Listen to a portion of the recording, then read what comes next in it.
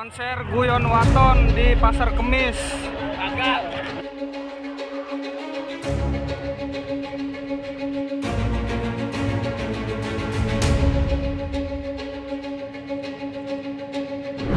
Lagi ramai soal konser bernama Lentera Festival di Kabupaten Tangerang, Banten yang batal digelar. Nah, efeknya penonton kecewa hingga membakar dan merusak fasilitas konser. Diduga batalnya konser akibat penyelenggara belum menyelesaikan pembayaran artis yang diundang. Kok bisa? Kita diskusi.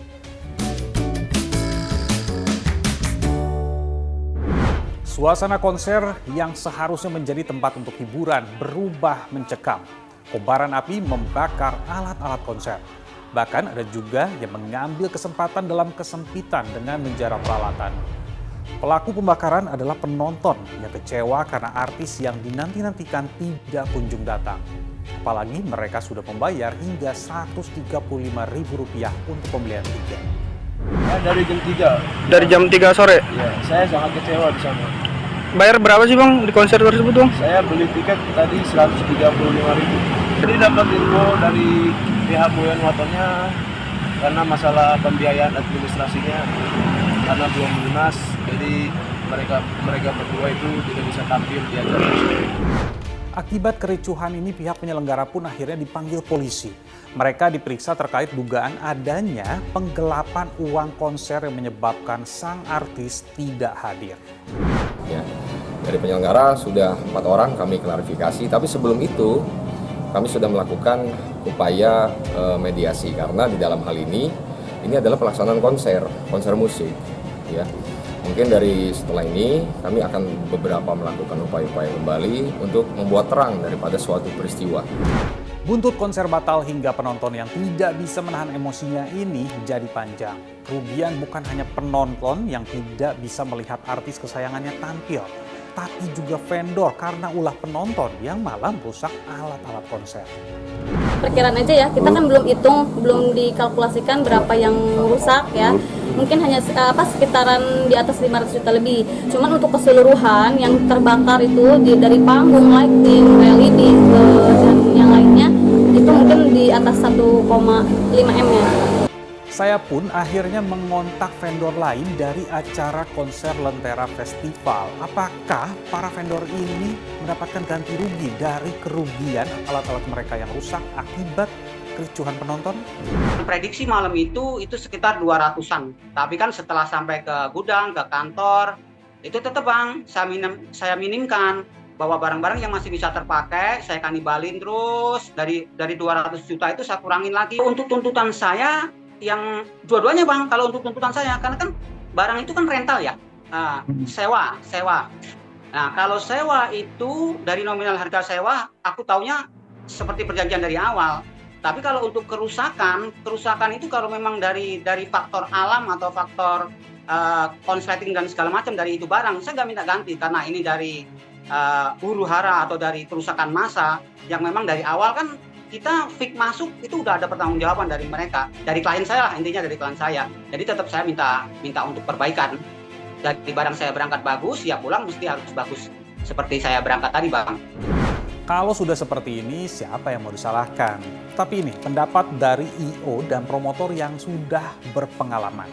Saya berbicara untuk saya pribadi sih, saya merasa bahwa penyelenggara itu ya harus bertanggung jawab ya gitu. Kalau promotor kan harus tanggung jawab gitu. Kami punya kewajiban kepada orang-orang yaitu harus dipenuhi gitu. Kalau dari kami, tapi saya juga tahu tentunya banyak yang nggak kayak begitu ya. Tetap harus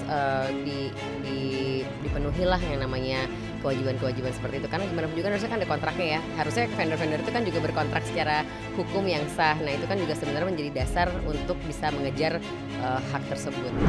Jadi pertanyaan, kenapa bisa ada I.O. yang sudah gembar-gembor artis sampai jual tiketnya kok ternyata batal? Apakah semudah itu perizinan mereka untuk membuat konser? Ternyata kalau sesuai dan benar, ada banyak tahapan. Mulai dari izin venue, rekomendasi dari lingkungan, Satpol PP, polisi hingga TNI, sampai rekomendasi Dinas Kebudayaan dan Pariwisata. Tidak lupa juga BNPB, Damkar, dan harus juga menyiapkan tim medis. Mungkin secara perizinan sudah oke, tapi Bisa jadi batalnya konser ini gara-gara pihak penyelenggara yang kurang matang dalam membuat acara. Kalau misalnya memang tidak siap rugi, jadi udah pegang uang nih, terus udah gitu kayak nggak cukup nih gitu, tapi kayak nggak bisa dilaksanain, ya udah bilang aja nggak bisa gitu loh. Karena menurut saya ini bisa terjadi banyak hal yang saya sering lihat ya. Kadang-kadang tetap paksa untuk dilakukan, yaudah deh karena nggak bisa jalan juga ya udah uangnya dibawa kabur misalnya, atau misalnya nggak mau rugi jadi ya udah nggak dilaksanakan. Nah itu sih sebenarnya yang menurut saya harusnya sih sebaiknya jangan ya. Yang bisa dihindari adalah memang planning sebaik mungkin, baik dari sisi promosi supaya mendapatkan penonton yang sesuai harapan dan juga dari sisi financial cash flow dan sebagainya.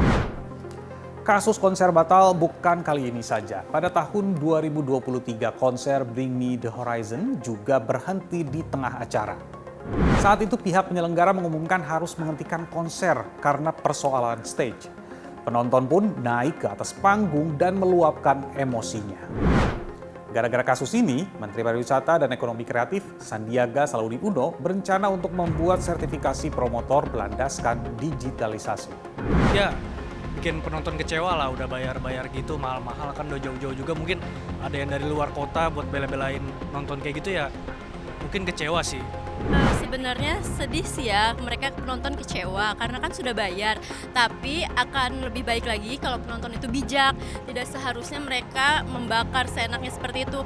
Karena tidak hanya mereka juga yang jadi korban. Setelah itu juga setelah dibakar banyak juga yang menjadi korban. Eventnya, IO-nya gitu kan. Vendornya juga. Kan sempat ada kebakaran juga ya, kericuhan gitu kan. Menurut saya gak usah sampai gitu kan, kayak kasihan vendor-vendor yang ada alat yang dibawa kan kayak mic, terus kayak pagar penghalang gitu ya, dan ya kasihan aja sih. Indonesia dikenal sebagai negara dengan jumlah penikmat musik yang sangat besar, mau itu dari musisi luar negeri maupun yang lokal dalam negeri. Menyadari besarnya pangsa pasar konser musik, Presiden Jokowi pada 24 Juni kemarin sampai meresmikan peluncuran digitalisasi izin penyelenggaraan event. Padahal event di Indonesia itu setiap tahun sekarang sebelum pandemi itu ada 4.000 event kurang lebih. Sekarang 3.700 event.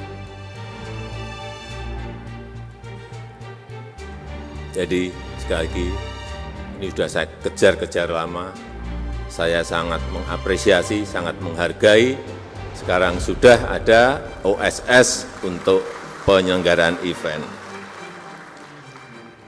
Tapi juga akan saya ikuti terus, akan saya cek terus.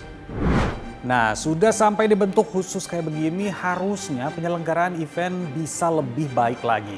Jangan sampai kejadian seperti yang di Lentera Festival berulang. Peristiwanya jadi viral, lalu mempengaruhi pihak luar khususnya yang mau join ke penyelenggaraan event di tanah air. Saya Nabila Biasa, terima kasih sudah nemenin diskusi.